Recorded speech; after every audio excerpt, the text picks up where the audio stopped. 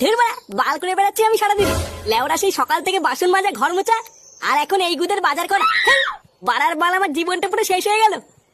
বাল ছেড়ে সংসার করছি আমি। ভোদা আমি এর থেকে আগেই ভালো ছিলাম।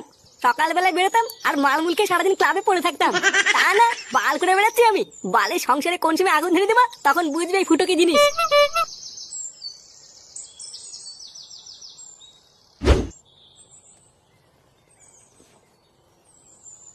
মা, ও মা, তুমি বাজার করে চলে এসছো?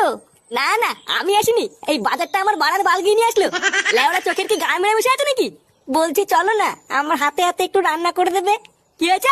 রান্না করে দেবো? ভোদার বল মাগিয়ে আমাকে পেয়েছিস নাকি?